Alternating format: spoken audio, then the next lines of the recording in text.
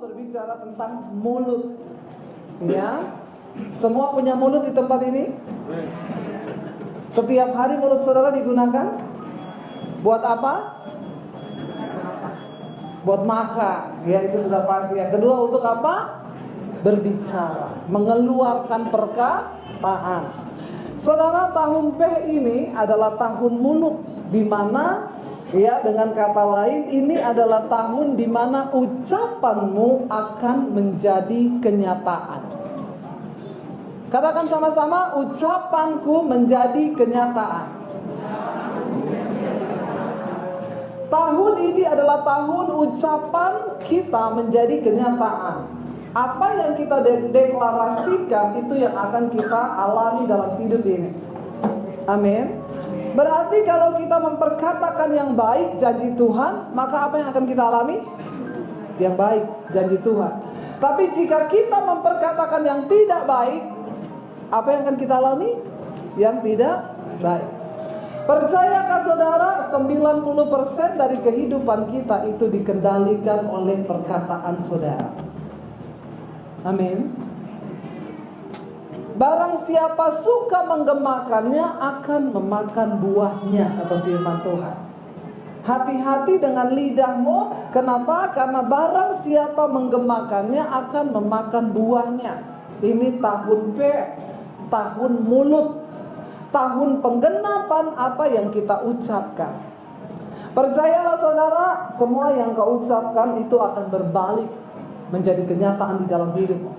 Kenapa? Satu kali Yesus berkata kepada murid-muridnya, kalau engkau pergi dan mampir ke satu desa, lalu engkau masuk ke rumah penduduk yang ada di sana, Yesus bilang, ucapkanlah salam berkat. Kalau orang yang ada di dalam rumah itu layak menerima salam berkatmu, maka rumah itu dan penghuninya akan diberkati. Tapi kalau orang yang dalam rumah itu tidak layak untuk menerima salammu, dengan artian kata mereka dalam keadaan yang tidak berkenan, maka salam berkat itu akan kembali kepadamu dan engkaulah yang akan diberkati. Sebaliknya, kalau engkau mengucapkan kutuk atas orang lain, lalu orang itu dalam keadaan kudus dan tidak pantas untuk dikutuk, maka kutuk itu akan berbalik kepadamu. Makanya Bang Nabi berpesan, waspadalah. Waspada, amin. Hati-hati dengan perkataan kita, saudara. Apa yang engkau katakan, kata firman Tuhan, itu yang akan aku lakukan. Apa yang menimpa hidupmu itu adalah hasil dari perkataan. Yuk kita baca sama-sama dulu di dalam Yosua pasal yang pertama. Yosua pasal 1 ayat 7, 8 sampai ayat yang ke-9. Yosua 1 ayat 7, 8 dan ayat yang ke-9. Ya, firman Tuhan berkata begini. Kita baca sama-sama saja 1, 2, 3. Hanya kuatkan dan teguhkanlah hatimu dengan sungguh-sungguh. Bertindaklah hati-hati sesuai dengan seluruh hukum yang telah diperintahkan kepadamu oleh hambaku Musa. Janganlah menyimpang ke kanan atau ke kiri, supaya engkau beruntung kemanapun engkau pergi. 8. Janganlah engkau lupa apa? Memperkatakan kitab Taurat ini, tetapi renungkanlah itu siang dan malam, supaya engkau bertindak hati-hati sesuai dengan segala yang tertulis di dalamnya. Sebab dengan demikian perjalananmu akan berhasil dan engkau akan sampai di situ saja. Saudara, ayat ini berkata kepada Yosua, kuatkan dan teguhkanlah hatimu. Tuhan berfirman kepada Yosua, ya, kuatkan dan teguhkanlah hatimu dengan sungguh-sungguh. Bertindaklah hati-hati sesuai semua hukum yang telah kau dengar dari hambaku Musa. Ya, janganlah menyimpang ke kanan atau ke kiri. Ayat 8 berkata, janganlah engkau lupa memperkatakan firman Tuhan. Dan bukan cuma jangan lupa memperkatakan firman, yang berikutnya di sekarang dikatakan tetapi renungkanlah. Saudara, renungkanlah di sini diambil dari bahasa Ibrani dengan kata haga. Haga itu artinya apa? Bergumam, ngomong sendiri sama dirimu. Saya mau tanya di sini, saudara pernah nggak bicara sama diri saudara sendiri? Yang pernah angkat tangan. Yang tidak pernah periksa ke dokter. Haleluya ya. Orang normal itu pastilah pernah, entah di toilet, entah di kamar mandi, entah di dapur. Pernah kan saudara berbicara dengan diri saudara sendiri? Ya, saya sering saudara, waktu saya lagi takut gitu ya, misalnya setan ngomong gini, saya dalam nama Yesus nggak percaya kepada janji Tuhan. Apa yang iblis katakan tidak akan terjadi, aku harus percaya pada firman. Lalu saya nyanyi, hidupku menggenapi firman-Mu. Apa yang saya dengar di hati, saya perkatakan dalam mulut. Ayat ini dikatakan, jangan lupa perkatakan kitab Taurat ini dan renungkan, lalu bergumamlah, ucapkanlah itu bagi dirimu sendiri. Lalu pehlah. Ya, apa itu peh? Perkataan. Mulut, ucapan kita. Setelah kita perkatakan firman Tuhan, ucapkan itu bagi dirimu sendiri. Saya kasih contoh, saudara kalau bangun pagi, ada pekerjaan di kantor hari Senin yang rasanya berat. Saudara bangun pagi, ada suara yang bilang gini, ih malas banget ya ke kantor, kayaknya tugas hari ini kita gak bisa kerjain ya. Lalu engkau berkata kepada dirimu, aku percaya bersama Tuhan aku pasti bisa. Itu namanya peh. Dan apa yang kau ucapkan, Tuhan akan menggenapi. Saudara, hidup manusia itu dibentuk dari perkataan. Kenapa ada banyak anak yang akhirnya jadi pemberontak? Karena anak ini sering mendengar perkataan yang negatif dari ibu dan orang tuanya. Ketika ada anak yang melakukan satu kesalahan, lalu kita, memang kamu tuh goblok, tolol, makanya jadi anak yang becus. Kalau tahu dari dulu saya gak lahirkan kamu, saya masukin lagi. Dia gak bisa, saudara. Ya. Jangan pernah ucapkan yang buruk kepada anakmu. Kenapa? Karena apa yang engkau ucapkan itu akan terjadi. Apalagi tahun ini tahun peh, tahun mulut, tahun penggenapan semua yang kita ucapkan. Suami istri yang datang, suami istri hari ini coba lihat-lihat, ngomong, say, ngomong yang baik-baik saja ya, supaya rumah tangga kita diberkati ya. Yang datang suami istri lihat-lihatan, yang gak mau lihat saya baptis ulang. Saya rendam agak lama 15 menit loh. Nanti aku buka mata langsung di rumah Bapak di surga. Ya, masa suami istri suruh lihat-lihatan gak mau? Ya, bagaimana ceritanya itu ya? Mari kita mulai memperkatakan yang baik ya. Suami istri kita, makanya saya suka bilang gini, kenapa sekarang banyak perselingkuhan terjadi? Karena hubungan rumah tangga kita sudah retak. Suami tidak lagi memperkatakan kepada istrinya, say, kamu cantik banget loh. Suami-suami di sini, masihkah engkau memperkatakan itu kepada istrimu? Setiap hari ngomong sama istri, kamu cantik loh. Istri-istri masih dapat perkataan seperti itu dari suaminya? Udah enggak? Aduh, kita perlu bikin seminar. Bapak-bapak ya, mari kita bertobat. Mari kita mulai belajar terus memperkatakan yang baik. Demikian juga istri, yang ngomonglah ke suamimu sekali-sekali, kamu tuh ganteng loh. Kemarin saya baca satu artikel saudara di Facebook, artikelnya bilang begini, ibu-ibu wanita yang sering melihat cowok ganteng itu mengurangi stres. Jadi saya bagikan itu tulisan, saya tulis gini, untung suami saya ganteng. Jadi saya tidak perlu melirik lagi yang ganteng. Lalu ada ibu-ibu yang tanya begini, Bu Debbie, terus kalau suami kita nggak ganteng, berarti kita stres dong tiap hari. Gimana tuh Bu ceritanya? Saya bilang, ibu, disitulah dibutuhkan mata iman dan bahasa iman. Ya, kalau suamimu tidak ganteng, tetap lihat dia dengan mata iman. Agak dikecilin matamu. Lalu bilang, kamu ganteng sayang. Ya, lalu perkatakanlah yang baik, amin. Belajar memperkatakan. Kenapa? Karena di luar sana hari-hari ini banyak wanita-wanita yang bilang suamimu ganteng. Ayo ibu-ibu. Iya, bapak-bapak juga di luar sana banyak laki-laki yang bisa bilang istrimu cantik. Makanya mari kita dari rumah tangga. Saudara, hari-hari ini saya banyak layani kasus perselingkuhan di dalam rumah tangga. Beberapa wanita itu mulai konseling dan berkata, Bu, suami saya berubah hari-hari ini. Saya udah gak kenal dia lagi. Dia berubah sama sekali. Dia gak cinta saya, gak cinta anak. Anaknya masih kecil-kecil. Dulu dia sayang sama anak, sekarang tidak. Ternyata saudara ya, saya dengar ada satu dukun yang bertobat. Dia bilang begini, sekarang itu para perempuan pelakor di luar sana itu pakai mantra. Dia bekerja dengan mantra. Lalu kenapa satu rumah tangga itu bisa dimasukin mantra? Karena hubungannya tidak harmonis. Dukun loh yang ngomong. Dia bilang begini, rumah tangga yang harmonis tidak bisa diserang setan. Tidak ada guna-guna bisa masuk. Tidak ada mantra bisa masuk ketika suami istri hidup rukun bersama. Kenapa nggak ada yang amin? Jangan-jangan sudah mulai retak. Langsung tangkap, yes, amin. Langsung ngomong ke istrimu, say, makanya kita rukun bersama. Amin.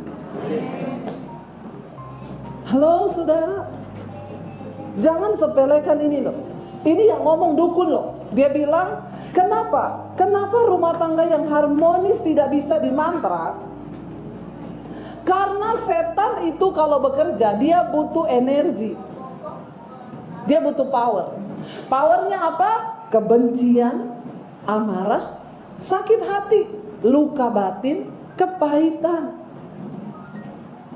Makanya banyak sekarang saya layani ibu-ibu suaminya kena mantra.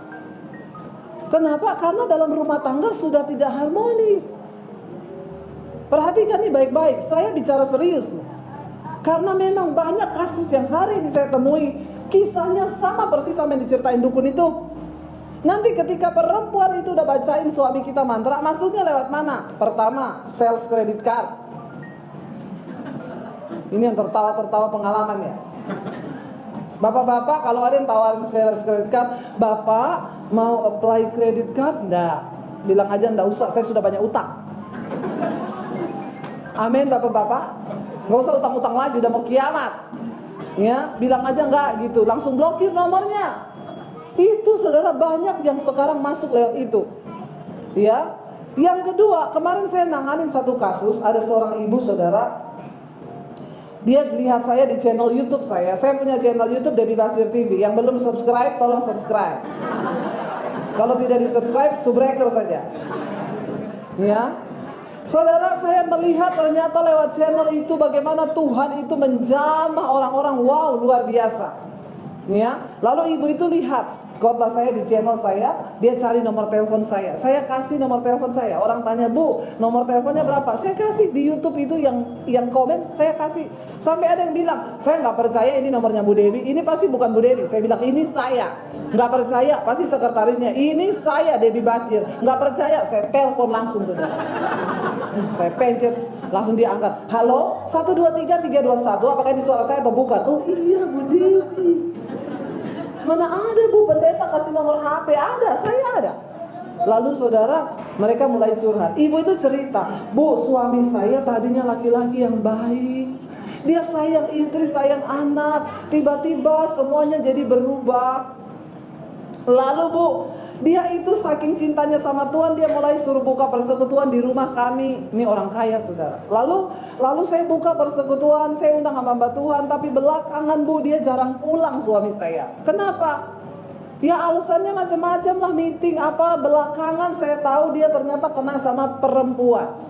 Dan sekarang dia sudah terang-terangan sama perempuan itu. Sekarang sudah hampir gak pulang kalau malam, pulangnya pagi. Saya cuma bilang, ibu tetap berdoa. Saudara tahu, waktu mantra itu dimasukin sama setan, lalu setan akan membuat istrinya marah. Perempuan itu akan mulai teror. Kamu tuh siapa? Saya selingkuhan. Zaman dulu orang kalau selingkuh takut ketahuan. Zaman sekarang tidak. Dia yang kasih tahu sama istrinya.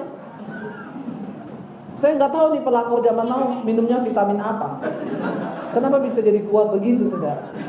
Lalu dia mulai, saya sudah temukan beberapa kasus nih begini, sama cara kerjanya. Suaminya lupa diri, lalu pelakornya mulai, gua simpenannya suamimu. Gua sekarang udah dibeliin apartemen. Lu tuh udah gak dicinta, lu cerai aja, lupakan suamimu, dia udah gak cinta sama kamu.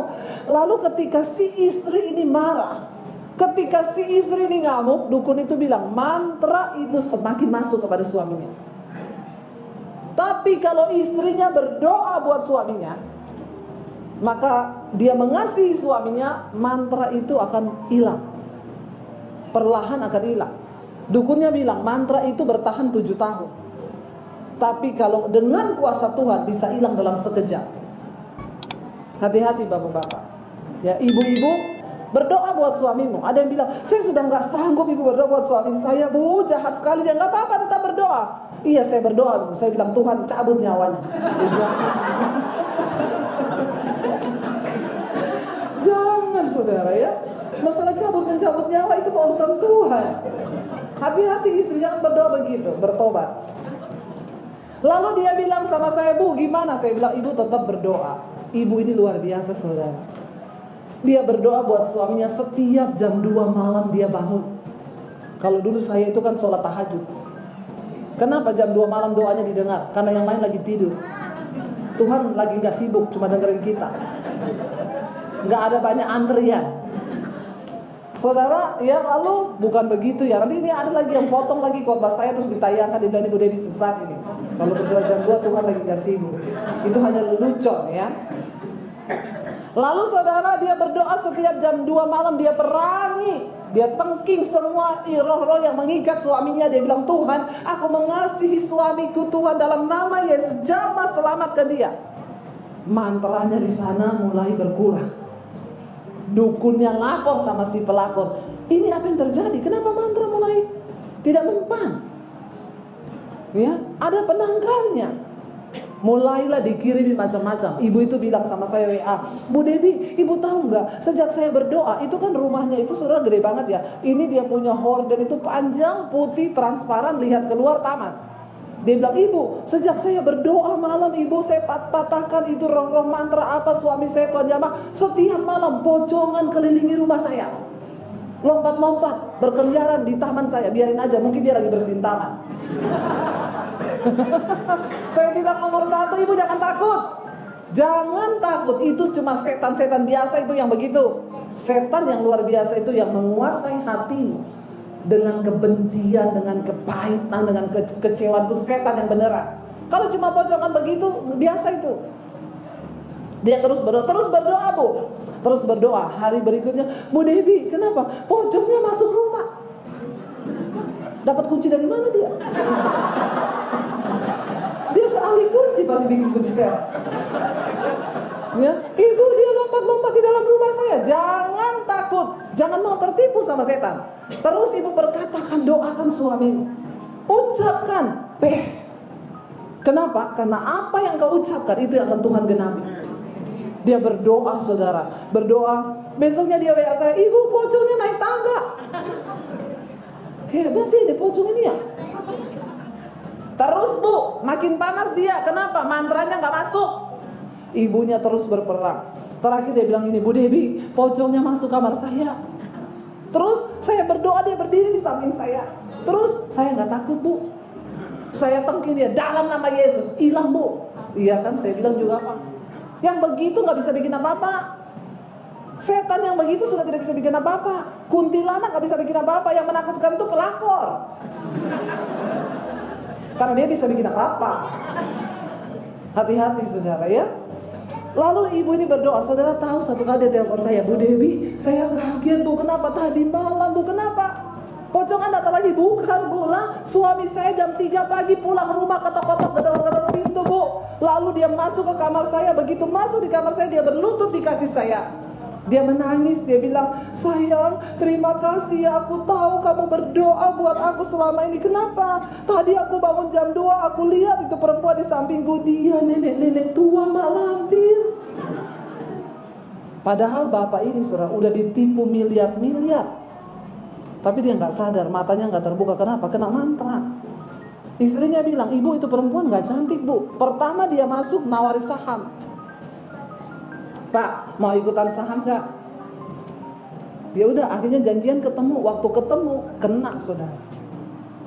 Akhirnya suaminya pulang malam itu, saya udah gak mau, kamu pegang telepon saya ya. Kalau dia telepon, kamu aja yang angkat. Lalu istrinya Tuhan bukakan, ada sesuatu yang dia taruh di dalam barang-barang suamimu. Lalu diperiksa sama istrinya, saudara, di dalam polpen kecil itu ada keris kecil dimasukin di dalamnya. Sama istrinya diambil, dibuang, dibakar. Sekarang setan bekerja hati-hati. Makanya suami istri mulai hidup dalam rukun bersama dan terus perkatakan yang baik. Amin. setan bekerja luar biasa. Perkatakan, ya. Kenapa? Karena setan untuk bekerja dalam rumah tangga butuh nutrisi loh. Kemarahan, sakit hati, ucapan yang tidak menjadi berkat, yang dibiarkan menumpuk, ya, itu akan menjadi luka batin, lalu mulai benci. Tadinya istri masih siapin kopi buat suami, lama-lama udah males. Ibu-ibu yang masih siapin kopi buat suaminya tiap pagi, angkat tangan. Yang masih sediakan buat suaminya kopi, teh, atau jus, atau buah, angkat tangan, ibu-ibu. Ayo angkat tangan. Kalau saudara tidak menyiapkan, tidak usah angkat tangan.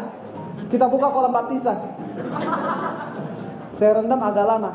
Yang sampai detik ini masih melayani suami, angkat tangan. Yang lain tidak melayani suami karena kerja. Kenapa tidak melayani suami yang lain? Karena kerja?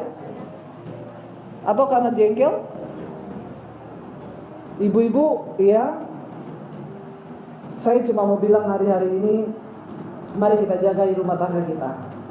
Kalau engkau sebagai ibu rumah tangga atau ada waktu, sebelum bekerja, sediakan dulu kebutuhan suamimu. Amin. Ibu-ibu, yang pria butuhkan itu hanya perhatian. Amin gak bapak-bapak? Bapak-bapak ada amin? Tolong ngomongnya agak pede gitu. Tidak usah terintimidasi. Ya, lo bener. Ya, kenapa? Saya pernah layani ada seorang ibu suami saya selingkuh sama sekretarisnya. Lalu dia cerita tentang kejelekan suaminya, gini. Saya bilang sudah cukup ibu. Sekarang tolong ibu ceritakan kejelekannya ibu. Kan saya udah dengar tentang suami ibu. Kejelekan ibu apa? Dia diam saudara. Apa ya? Enggak, saya mau tanya dulu. Setiap pagi ibu siapkan sarapan enggak buat suami? Enggak bu.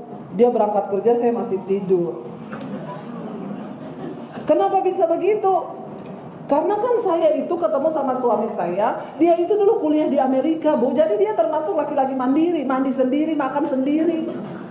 Dia itu mandiri bu, jadi saya nggak perlu siapin lagi. Nah kalau dia pulang kerja gitu, ibu siapin makanan di meja. Enggak, orang dia punya warteg langganan di samping rumah saya. Ya, ternyata yang jualan warteg Po Inem cantik.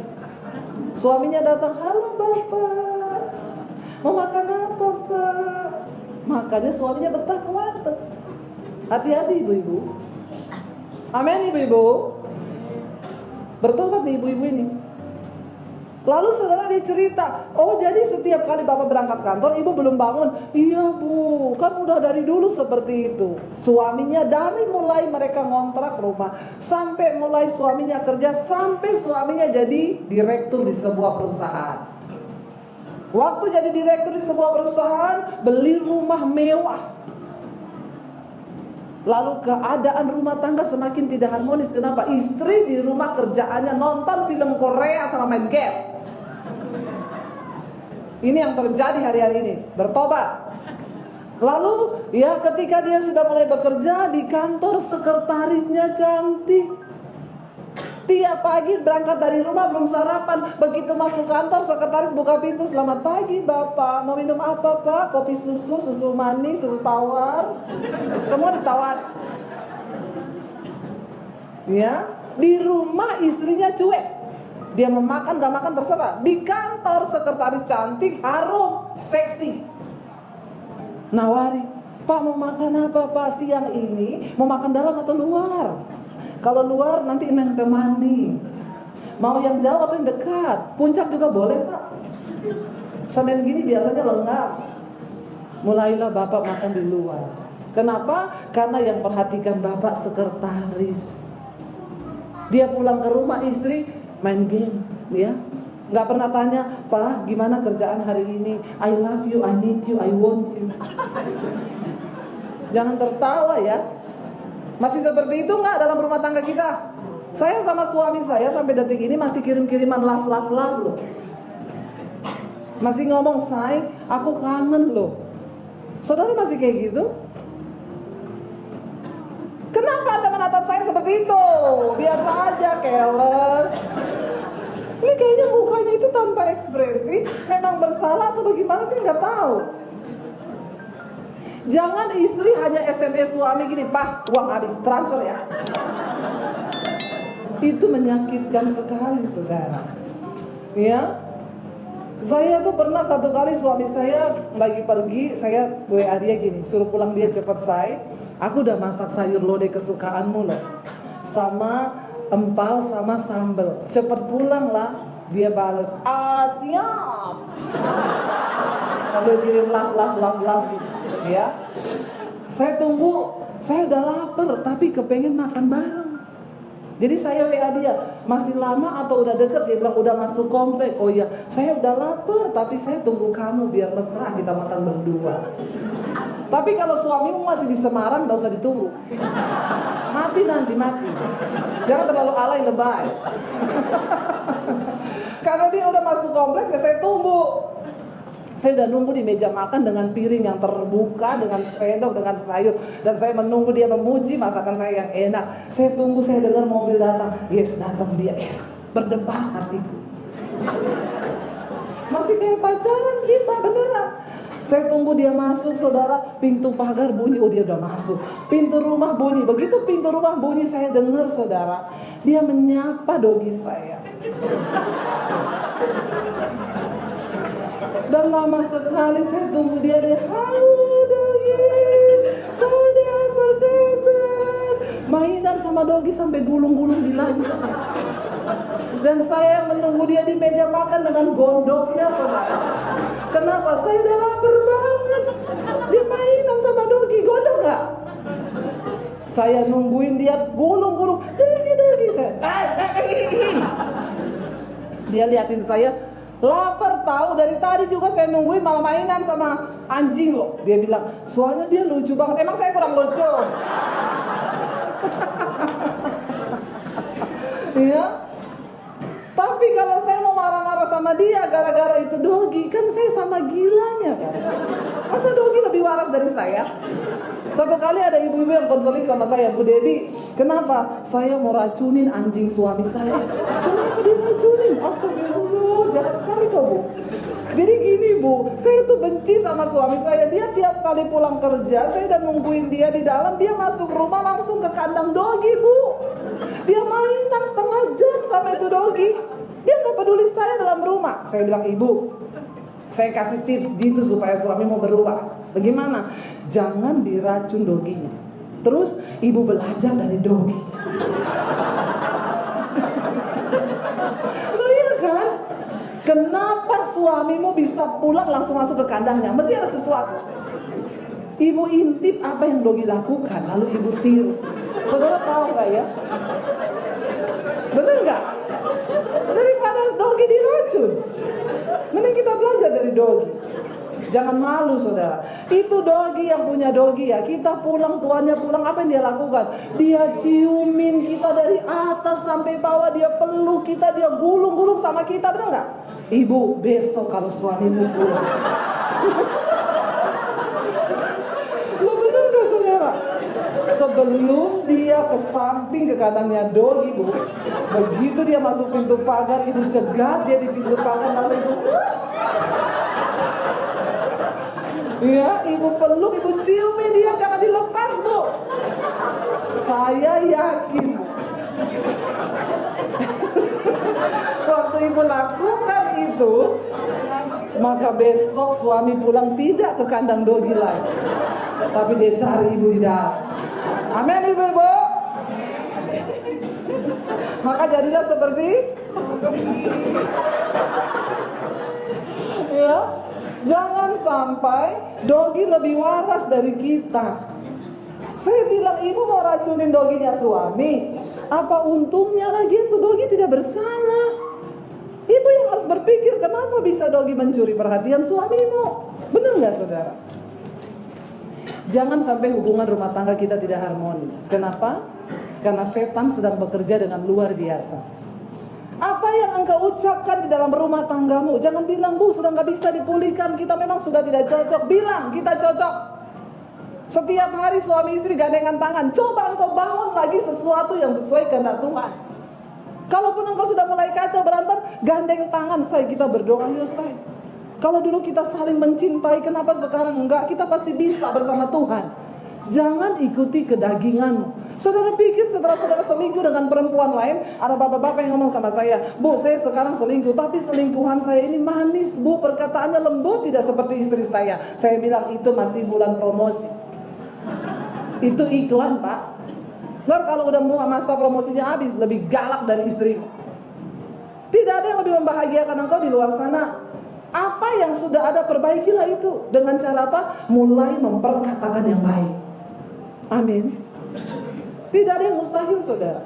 Satu kali ada seorang anak muda yang menghubungi saya dari YouTube saya. Dia bilang gini, Bu, saya nonton Bapak Ibu di channel Ibu. Tadinya saya tidak tertarik, tapi saya penasaran karena khotbah Ibu muncul terus di layar saya. Akhirnya saya klik. Lalu saya mulai mendengarkan khotbah-khotbah Ibu. Ingat saudara, firman Tuhan itu adalah perkataan yang baik yang kita ucapkan, dan itu akan digenapi ketika kita percaya. Dia bilang, saya mendengar apa yang Ibu khotbahkan, terutama satu khotbah yang Ibu tulis di situ dengan judul Akibat Dosa Tersembunyi. Tuhan suruh saya khotbah tentang itu, lalu saya share di channel YouTube saya. Itu ditonton hampir 100.000. Dan ketika saya tayangkan itu, saudara, saya menerima konseling yang luar biasa. Heboh-heboh konselingnya. Saya itu sampai terkaget-kaget. Ya ampun, ini orang Kristen, ini astagfirullah subhanallah. Ngeri dosa-dosanya. Lalu dia mengaku, Ibu, setelah saya dengar khotbah Ibu, setiap pagi dan malam saya dengar 2 kali. Lalu saya mulai ke toko buku, saya beli Alkitab. Saya mulai membaca firman Tuhan. Saya pengen kenal siapa Yesus yang kata Ibu itu juru selamat. Lalu akhirnya saya mulai membaca, dan saya bingung Ibu sekarang. Setiap malam ada suara yang datang di kuping saya yang ngomong begini, bertobatlah dan tinggalkan dosamu. Lalu dia tanya sama saya, Ibu, itu suaranya siapa? Itu suara Tuhan. Kalau ada suara yang suruh kamu bertobat, tinggalkan dosa, pastikan itu suara Tuhan. Tapi kalau ada suara yang suruh kamu ke diskotik, jangan sampai gini, aduh saya bete, tiba-tiba ada suara, pergilah ke diskotik, melangkahlah ke sana dan cari penghiburan. Lalu kita bilang, terima kasih Tuhan, karena Kau sudah meneguhkan niat saya. Itu suara setan. Jangan saudara bolak-balik, ya. Ada saudara lagi kepahitan sama saudara ipar, lalu ada suara yang ngomong gini, walaupun iparmu menjengkelkan, tapi engkau harus berdamai dengan dia. Lalu saudara tengging, dalam nama Yesus, setan ngapain sih suruh saya berdamai? Itu suara Tuhan yang menyuruh engkau taat kepada firman. Itu suara Tuhan, jangan kebalik. Lalu dia bilang gini, Bu, oh berarti itu suara Tuhan ya? Iya. Kenapa? Kamu lagi ada dosa apa? Iya, saya dengerin khotbah Ibu yang tentang dosa tersembunyi. Saya mau pengakuan dosa Ibu. Kenapa? Kamu terikat dengan dosa apa? Saya seorang homoseksual. Bu, apakah memang Tuhan melarang homoseksual itu dosa? Iya. Homoseksual, lesbi itu dosa. Kenapa dosa? Karena itu melanggar kodrat ilahi. Tuhan menciptakan laki-laki dengan perempuan, jantan dengan betina. Saya bilang sama dia, kamu pernah lihat gak kucing jantan kawin sama kucing jantan? Gak pernah, Bu. Nah, kalau binatang saja yang tidak punya akal budi bisa mengerti bahwa dia ditakdirkan dengan betina jantan, kenapa manusia yang punya akal budi gak bisa mikir kalau laki-laki harus sama perempuan? Oh, jadi itu dosa ya, Bu? Iya. Tapi Bu, pertanyaan saya berikutnya, Bu. Iya, bisa nggak homoseksual disembuhkan? Saya bilang bersama Tuhan tidak ada yang mustahil, semua bisa. Tapi semua orang bilang kita nggak bisa disembuhkan karena ini sudah takdir Tuhan. Itu bukan takdir Tuhan. Karena semua anugerah yang baik datangnya dari atas, dari Bapa segala kebaikan. Setan itu yang memutarbalikkan. Bu, berarti bisa sembuh? Bisa. Syaratnya apa? Kamu mau disembuhkan. Kenapa? Karena Tuhan mencari orang yang mau, bukan yang mampu. Waktu kita mau, maka Tuhan akan memampukan. Karena kita semua gak ada yang mampu. Dosa apapun yang mengikat saudara hari ini, kenajisankah, perselingkuhankah, rokokkah, apapun, bagi Tuhan tidak ada yang tidak mungkin. Semua mungkin. Lalu dia tanya sama saya, Oke Bu, bagaimana caranya supaya saya bisa dipulihkan dan saya keluar dari dosa ini? Nomor satu Pak, nomor satu Bang, ya, orangnya ganteng banget saudara, ganteng banget. Makanya sekarang yang wanita kalau cari suami jangan terlalu ganteng ya, karena menakutkan. Sekarang yang ganteng-ganteng itu aduh ya. Sekarang rata-rata cowok yang six pack itu ya begitu semua, yang tersisa hanya yang one pack. Mending begini, yang penting normal saudara ya. Lalu saudara dia tanya, ibu saya harus bagaimana? Nomor satu, mulai berdoa hari ini dan kamu ucapkan, ucapkan. Apa? Roh homo, roh banci dalam diriku, aku tolak keluar di dalam nama Yesus. Perkatakan tiap hari. Terus saya nggak harus didoakan pendeta, nggak usah dulu. Nggak ada satu pendeta hebat yang bisa lepaskan kamu. Yang bisa itu cuma Tuhan dengan dirimu. Waktu kamu mau, Tuhan akan mampukan. Lalu dia mulai praktekkan saudara. Tiap hari bangun pagi dalam nama Yesus. Roh homo keluar, roh banci keluar. Saudara yang punya banyak keterikatan hari ini, apapun itu, yang punya roh terikat dengan rokok, perkatakan. Yang terikat dengan amarah, perkatakan. Yang terikat dengan apapun, perkatakan. Lalu saudara, sebulan kemudian dia telepon saya. Dia bilang, Bu, saya sudah praktekkan. Apa hasilnya? Benar Bu, setelah sebulan saya menengking roh itu, saya suruh keluar dari diri saya. Sekarang saya jijik dengan dosa homoseksual. Saya jijik Bu, saya udah putusin pacar saya yang adalah cowok itu. Dan bukan cuma itu Bu, saya keluar dari komunitas kami, komunitas homo. Keluar saudara. Ya sekarang banyaknya mereka bikin komunitas yang begitu-begitu. Ingat dulu yang ketangkap di Sunter sama yang di PIK, cowok-cowok ganteng, udah punya istri semua, istrinya cantik-cantik. Ditanya sama polisi, udah punya istri cantik, kenapa masih main laki-laki? Karena istri kami selalu berpesan, jangan main perempuan.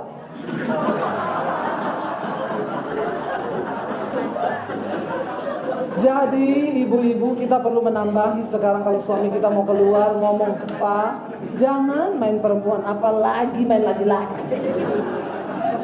Sekarang bahaya saudara, ya. Lalu dia bilang saya udah keluar dari komunitas saya, ya. Dan hari-hari ini saudara dia lagi bilang, Bu, ibu di Jakarta ya, jauh ya. Ibu saya mau pindah Jakarta, saya mau digembalakan sama ibu, saya mau jadi orang normal. Saudara, tidak ada perkara yang mustahil. Waktu kita mau memperkatakan yang baik. Ini adalah tahun Ayin Peh, di mana tahun ini tahun penggenapan semua yang kita ucapkan. Apa yang kau ucapkan itu yang akan Tuhan lakukan. Mari mulai perkatakan yang baik atas rumah tanggamu, perkatakan janji Tuhan. Coba kita baca satu ayat lagi ya saudara. Kita baca mari di dalam Matius, Injil Matius pasal yang ke-12, ayat yang ke-35 dan ayat 37 sampai 37. Matius 12 ayat 35 sampai ayat 37. Matius 12 ayat 35 sampai 37. Kita baca sama-sama 1 2 3. Orang yang baik mengeluarkan hal-hal yang baik dari perbendaharaannya yang baik, dan orang yang jahat mengeluarkan hal-hal yang jahat dari perbendaharaannya yang jahat. Tetapi aku berkata kepadamu, setiap kata sia-sia yang diucapkan orang harus dipertanggungjawabkannya pada hari penghakiman. Karena menurut ucapanmu engkau akan dibenarkan, dan menurut ucapanmu pula engkau akan dihukum. Saudara, tidak main-main. Yesus mengingatkan kepada murid-muridnya, perkataan itu menentukan engkau diselamatkan atau tidak. Perkataanmu akan menentukan engkau dihukum atau tidak. Jadi hari ini mari kita tanamkan benar-benar, Tuhan kami mau di tahun mulut ini, kami mau memperbaiki ucapan kami. Ketika saudara mulai memperkatakan yang baik atas rumah tanggamu, atas suamimu, atas istrimu, atas anakmu, maka tidak lama, dalam waktu sebulan saja engkau akan melihat semua yang baik akan terjadi kepadamu. Kenapa? Perkataan adalah benih yang kita tabur, dan itu akan tumbuh menghasilkan buah. Karena saya berdoa biar kita semua hari-hari ini semakin giat mencari Tuhan. Ingat, menurut perkataan engkau akan dibenarkan, menurut perkataan engkau akan dihukum. Setiap perkataan sia-sia yang diucapkan orang, sia-sia loh. Ya, karena itu mari kita mulai sungguh-sungguh berdoa. Saya berdoa juga supaya kita mulai terus bergumam, ya, kayak tadi Yosua. Ya, perkatakan kitab ini lalu bergumam, ucapkan kepada dirimu sendiri, lalu bertindak hati-hati sesuai dengan apa yang kau ucapkan itu. Maka Alkitab berkata, perjalananmu di dunia ini berhasil dan beruntung. Berapa banyak yang mau berhasil? Berapa banyak yang mau beruntung? Mari bangkit berdiri bersama. Shalom saudara, jika Anda merasa diberkati dengan channel YouTube saya, Anda bisa komen, like, dan share. Dan jangan lupa tekan tombol subscribe dan juga tombol lonceng agar Anda mendapat pemberitahuan setiap kali saya mengupload video-video yang baru. Ini sangat penting buat channel ini saudara, supaya banyak orang juga diberkati dan channel ini boleh juga terus berkembang dan menjadi berkat buat banyak orang. Terima kasih, Tuhan memberkati.